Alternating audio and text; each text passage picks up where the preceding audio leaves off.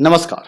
Hello my dear friends, welcome back in Anjeev Singh academy. तो हम बात करेंगे आज एक सर्कुलर के ऊपर जिसके बारे में कल डॉक्टर संयम भारद्वाज जी ने डिस्कस किया था। वो सर्कुलर क्या है? वो सर्कुलर है रिगार्डिंग एब्सेंटी और रिगार्डिंग सब्जेक्ट चेंज। तो समझते हैं यहाँ पे एब्सेंटी का मतलब क्या है।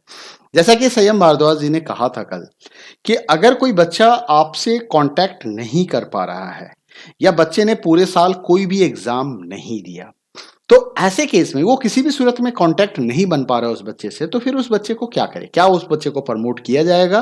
क्या उसको क्लास 12th के पास का सर्टिफिकेट मिलेंगे या नहीं मिलेंगे? इन सब के बारे में डॉक्टर संयम भारद्वाज ने भी कल क्लियर किया था और उसके रिगार्डिंग उन्होंने सर्कुलर भी दे रखा है जो 1 जुलाई 2007 को 2021 को आ गया था।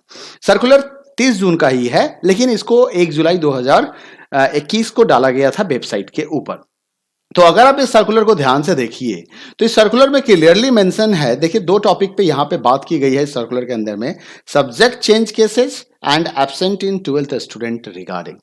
सब्जेक्ट चेंज केसेस के बारे में इन्होंने पहले ही बताया था, रिजल्ट टेबुलेशन पॉलिसी में ही ये मेंशन किया गया था कि क्लाउज नंबर 14 में लिखा गया था कि अगर किसी बच्चे का कोई सब्जेक्ट चेंज है तो बिना सीबीएसई अप्रूवल के आप उसमें कुछ नहीं कर सकते हैं। Clause 14 of subject result tabulation policy for class 12, the school were inform to use average of best 3 subject for awarding marks in 11th in respect of the subject that has been changed from class 11 to class 12.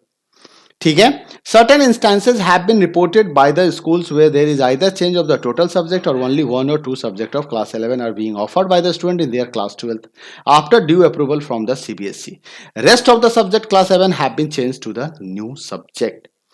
In all such cases, it may be noted that the school will ensure beforehand that the due approval has been already taken by the CBSE।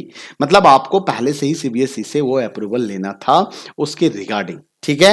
As per schedule no fresh approval request will be entertain. अब अभी आप कोई request डालेंगे तो वो entertain नहीं किया जाएगा। School will do assessment of this subject of class 11 by using the average of best 3 subjects from the subject actually studied in class 11। जो क्लास 11th में उन्होंने पढ़ा था उसके बेसिस पे जो बेस्ट 3 होंगे उसमें से वो मार्क्स आप उन बच्चे को दे सकते हैं अगर उसका कोई सब्जेक्ट चेंज का क्राइटेरिया है तो। ठीक है। तो मतलब क्या है कि जैसे कई बार बच्चों के केस में ऐसा होता है कि वो क्लास 11th में कोई और सब्जेक्ट लेके पढ़ रहे होते हैं, अचानक वो स्ट्रीम चेंज करना चाहते हैं तो होली सब्जेक्ट चेंज हो जाता है, तो वहां पे अप्रूवल की जरूरत है सीबीएसई से। और 1-2 सब्जेक्ट में जहां भी उन्होंने चेंज किया होगा, ऐसे केस में क्या है, उनका बेस्ट ऑफ 3 निकाल के आपको असाइन करना है। अब बात आती है एब्सेंट कैंडिडेट के बारे में कि एब्सेंट कैंडिडेट के बारे में क्या करें, और ये बच्चों के लिए भी ज्यादा इंपॉर्टेंट है। अगर कोई बच्चा ऐसा है जिसने पूरे साल कोई एग्जाम नहीं दिया है, ना तो उसने यूनिट टेस्ट दिया, ना मिड टर्म दिया, ना प्री बोर्ड दिया, और ना ही वो स्कूल के कांटेक्ट में आ रहा है, अगर कोई ऐसा बच्चा है तो उस बच्चे का फिर क्या होगा? It is being reported by the school that some students who were studying in their school at the time of submission LC are not available for examination. जब एलओसी दी गई थी तो एग्जामिनेशन या कंपटीशन रिजल्ट में available नहीं थे, या तो स्टूडेंट ने टीसी ले लिया है, या student ceases to bona fide student of the school due to any reason including demise and name stuck, उसका नाम काट दिया गया किसी भी कारण से, और स्टूडेंट किसी तरीके से स्कूल के कांटेक्ट में नहीं आ रहा है। Online offline test exam assessment complete session जो during exam practical time table के हिसाब से वो स्कूल के अंदर आया ही नहीं, उसने किसी तरह के कोई एग्जाम नहीं दिए, तो ऐसे केस में उस बच्चे को प्रमोट नहीं किया जाएगा।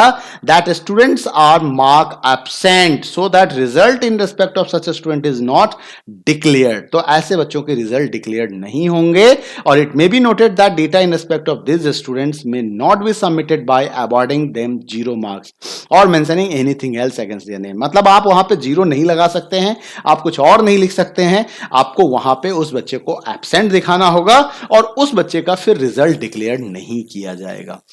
तो ये चीज है, ये काफी इंपॉर्टेंट नोटिफिकेशंस था, नोटिस सर्कुलर था, बच्चों के पॉइंट ऑफ व्यू से भी और हमारे पॉइंट ऑफ व्यू से भी। तो उम्मीद करते हैं कि आपके लिए फायदेमंद होगा। मिलते हैं अगले वीडियो में फिर कुछ एक नए इंफॉर्मेशन के साथ। तब तक के लिए अपना ख्याल रखें। Bye bye, take care.